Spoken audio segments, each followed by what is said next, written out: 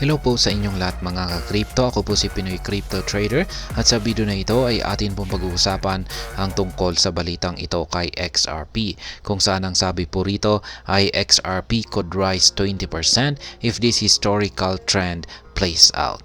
Ayan, sabi po rito ay si XRP daw, yung kanyang market price ay pwede daw pong umangat ng 20% kung ang historical trend raw na ito ay mangyayari. Yan. Bago po tayo magpatuloy ay nais ko lamang po munang bigyang linaw ang aking disclaimer kung saan ang nilalaman po ng video na ito ay hindi po ito isang financial advice. For education and information purposes lamang po ang layunin nito. Maliban po dito ay nais ko na rin pong magbigay babala na wala pong kahit anumang group chat ang Pinoy Crypto Trader. At ayan, ang sabi po rito ay although the XRP price is down by over 13% year to date, the crypto asset can still finish the month with 20% growth if history repeats itself. Kaya ayan, ayon po rito ay bagsak daw po ng higit 13% yung kanyang year to date, itong si XRP. Ngunit pwedeng magtapos daw po ang buwan na ito. Ayan, buwan ng January kung saan siya ay makapagbibigay ng 20% na paglago. At mangyayari lamang daw po ito kung mauulit yung kanyang nakalipas na performance or yung kanyang historical performance. And like most crypto assets, XRP has been on a major downturn, shedding most of its 2023 gains. Despite starting the year at around 0.615, the price of XRP has plummeted 13.5% year to date. Kaya yan po, si XRP ay nakakaranas din po ng isang matinding pagbagsak tulad din po ng ibang mga crypto assets. Kaya lahat po ng kanyang mga nakuhang gain nitong nakalipas na taong 2023 ay halos nawala na rin. Kaya yan, nagumpisa po sa taong ito ang itong si XRP sa presyong 0.615 at ngayon ay bumagsak po siya ng 13.5%. Bears take charge of the XRP market. In the hours leading up to press time, XRP changed hands at 0.537, down by 4% in the daily chart and 8.24% in the past week. Kaya yan po ang kalagayan ngayon ng XRP. Ito na po ay naglalaro sa presyong 0.537. Bagsak po siya ng 4% sa daily chart at 8.24% naman sa weekly chart. Similarly, XRP trading volume has also plummeted heavily over the past 24 hours with a decline of 15.9% to $595.84 million. The current performance of XRP suggests that the bears are in charge of the market. Kaya yan, bagsak na rin po yung kanyang trading volume nitong nakalipas na 24 oras. Bumagsak po ito ng 15.9% at ito po ay nasa halagang $595.84 million. Nagpapakita lamang na yung mga bears ang siyang may control sa market ni XRP.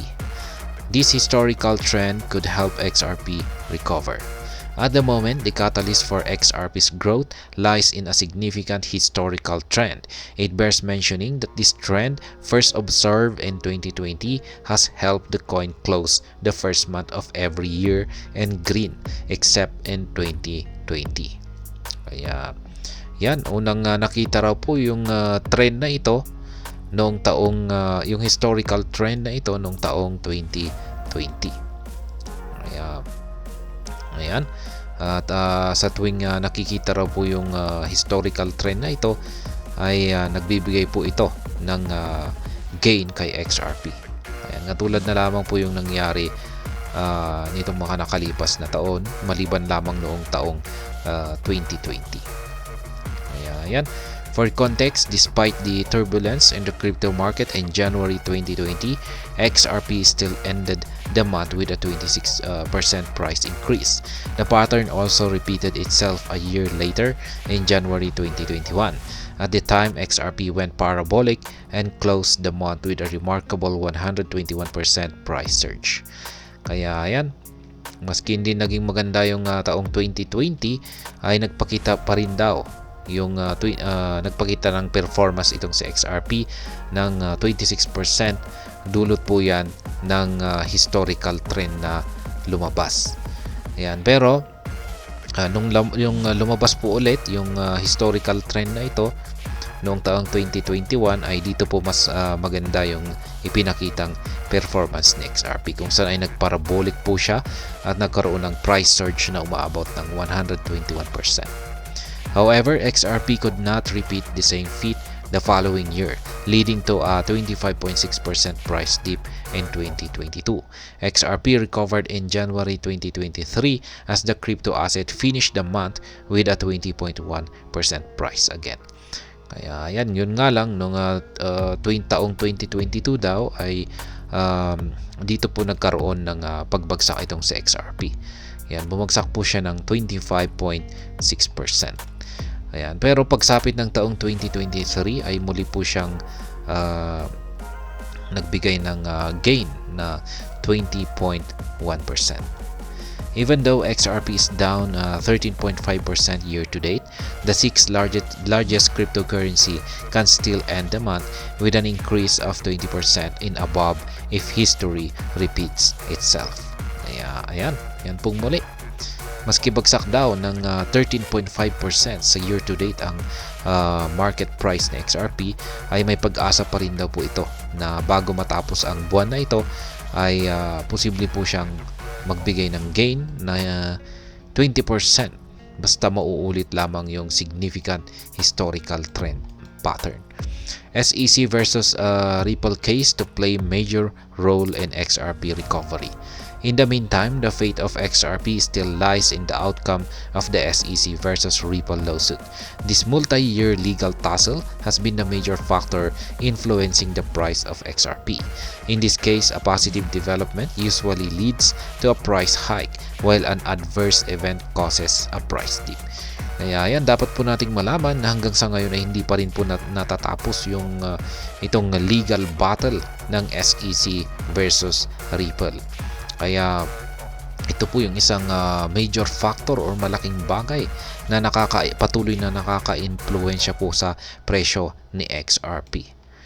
Kaya ayan, kung matatapos po talaga ito, ay dito po talaga makakapag-perform ng magandang performance ang market price ni XRP. Ayan, the parties are awaiting the court's verdict on SEC's motion to compel Ripple to hand over 2 documents and respond to 1 interrogatory. Kaya ito po yung latest na content po natin ito sa kaganapan sa kaso ni Ripple at saka si SEC. Yan, nag-request po ng motion itong SEC na i-surrender po ni Ripple yung kanilang dalawang documents at mag-respond po sila sa kanilang interrogatory. And while the legal battle is expected to be finalized by summer 2024, the SEC could appeal the summary judgment decision in the Second Circuit. Kaya yan, mukhang walang katapusan ito. Inaasahan po nila na matatapos na talaga sa summer ng 2024 yung legal battle na ito ng SEC versus Ripple. Ngunit pwede pa ulit mag-appeal ang SEC.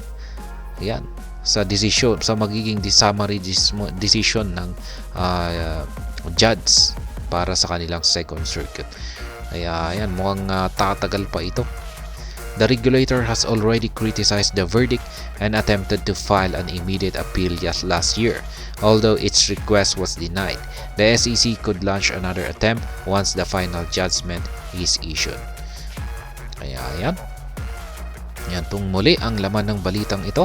Pwede raw po siyang si XRP, ang market price ni XRP ay pwede daw pong umangat sa 20% na gain bago magtapos ang buwan na ito. Yan, sa kondisyon na basta mauulit ang kanyang historical trend.